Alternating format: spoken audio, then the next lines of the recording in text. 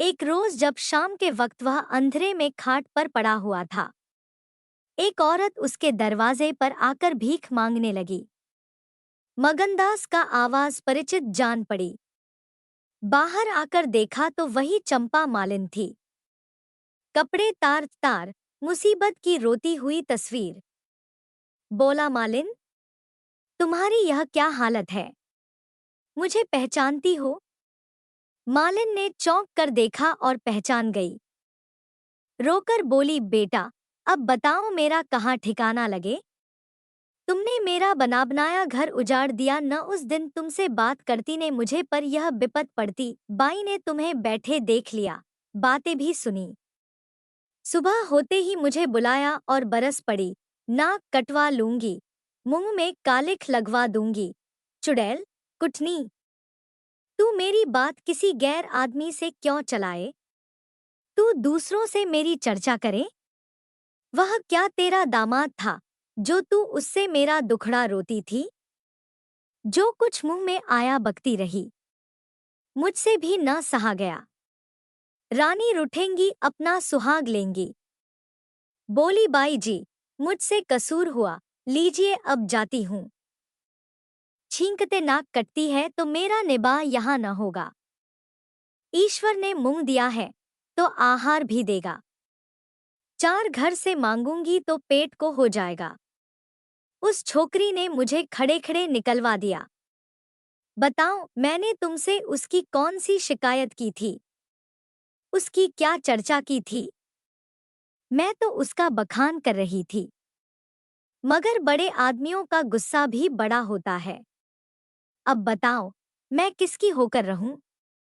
8 दिन इसी तरह टुकड़े मांगते हो गए हैं। एक भतीजी उन्हीं के यहाँ लौंडियों में नौकर थी, उसी दिन उसे भी निकाल दिया।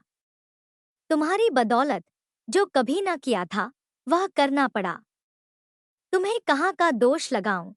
किस्मत में जो कुछ लिखा था देखना पड़ा। मगनदास सन्नाटे में आ गया। आह, मिजाज का यह हाल है, यह घमंड, यह शान। मालिन का इत्मीनान दिलाया। उसके पास अगर दौलत होती तो उसे मालामाल कर देता। सेठ मक्खनलाल की बेटी को भी मालूम हो जाता कि रोजी की कुंजी उसी के हाथ में नहीं है। बोला, तुम फिक्र न करो, मेरे घर में आराम से रहो, अकेले मेरा जी भी नहीं लगता।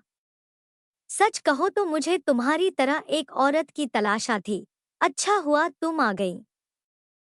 मालिन ने आंचल फैलाकर असीम आशीर्वाद दिया। बेटा, तुम जुग जुग जियो, बड़ी उम्र हो। यहाँ कोई घर मिले तो मुझे दिलवा दो, मैं यहाँ रहूंगी तो मेरी भतीजी कहाँ जाएगी?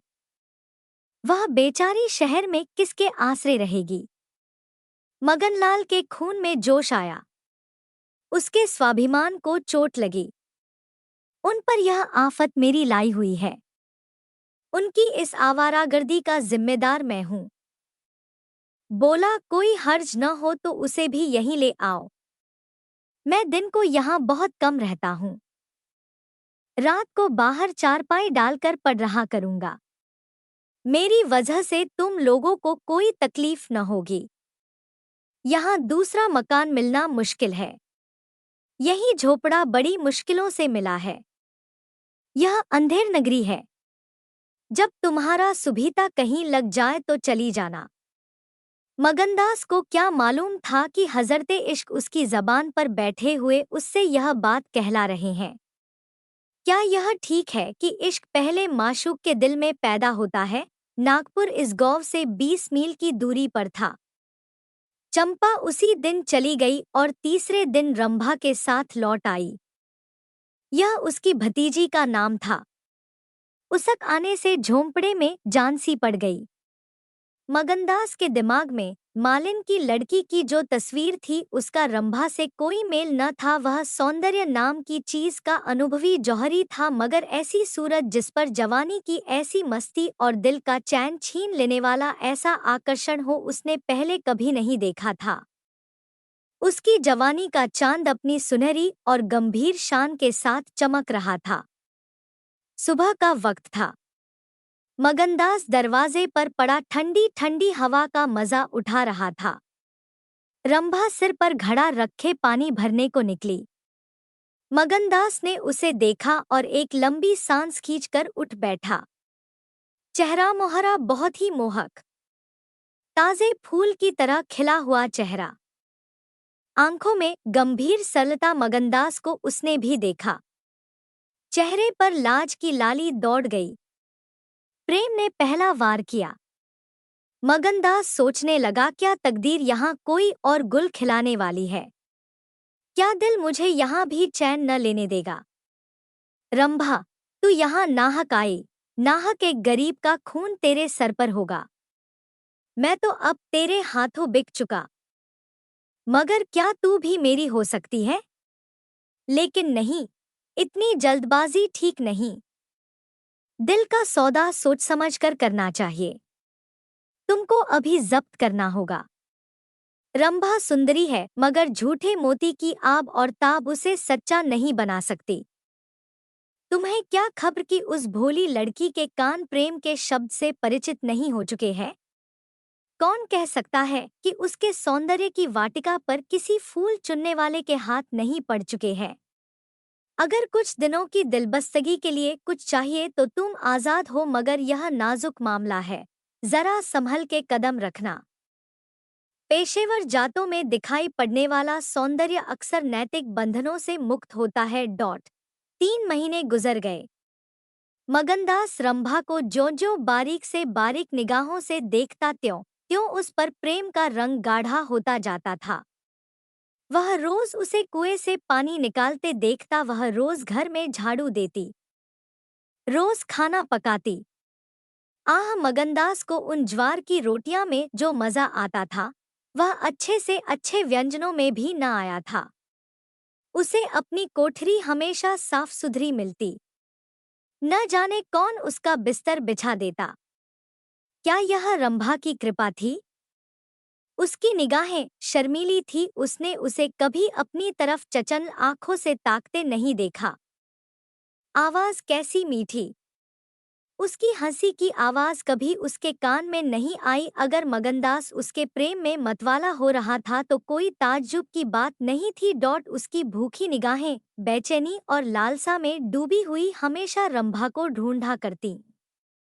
वह जब किसी गांव को जाता तो मीलों तक उसकी जिद्दी और बेताब आंखें मुड़ मुड़ कर झोंपड़े के दरवाजे की तरफ आती। उसकी ख्याति आसपास फैल गई थी। मगर उसके स्वभाव की सरलता और उदार हृदयता से अक्सर लोग अनुचित लाभ उठाते थे। इंसाफ पसंद लोग तो स्वागत सत्कार से काम निकाल लेते और जो लोग ज्यादा समझदार थे वे लगातार तकाजों का इंतजार करते। चूंकि मगनदास इस फन को बिल्कुल नहीं जानता था, बावजूद दिन रात की दौड़ धूप के गरीबी से उसका गला न छूटता। जब वह रंभा को चक्की पीसते हुए देखता तो गेहूं के साथ उसका दिल भी पिस जाता था। वह कुएं से पानी निकालती तो उसका कलेजा निकल आता।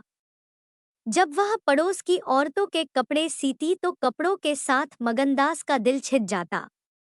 मगर कुछ बस था न काबू। मगनदास की हृदयभेदी दृष्टि को इसमें तो कोई संदेह नहीं था कि उसके प्रेम का आकर्षण बिल्कुल बेअसर नहीं है, वरना रंभा की उन वफा से भरी हुई खातिरदारियों की तुक वह कैसे बिठाता। वफा ही वह जादू है, रूप के गर्व का सिर नीचा कर सकता है। मगर प्रेमिका के दिल में बैठने का मादा उसमें बहुत कम था। कोई दूसरा मनचला प्रेमी अब तक अपने वशीकरण में कामयाब हो चुका होता, लेकिन मगनदास ने दिल आशिक का पाया था और जबान माशूक की। एक रोज शाम के वक्त चंपा किसी काम से बाजार गई हुई थी और मगनदास हमेशा की तरह चारपाई पर पड़ा सपने देख रहा था। रंभा अद्भुत छटा के साथ आकर उसके सामने खड़ी हो गई।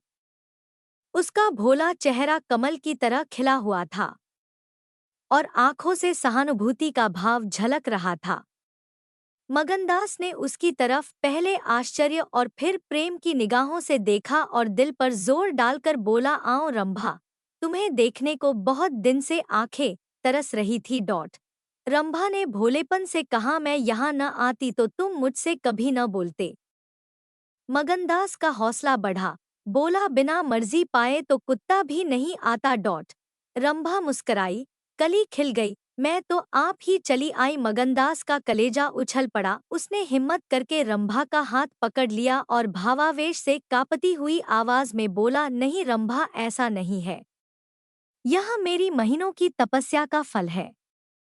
मगनदास ने बेताब होकर उसे गले से लगा लिया। जब वह चलने लगी तो अपने प्रेमी की ओर प्रेम भरी दृष्टि से देखकर बोली, अब यह प्रीत हमको निभानी होगी।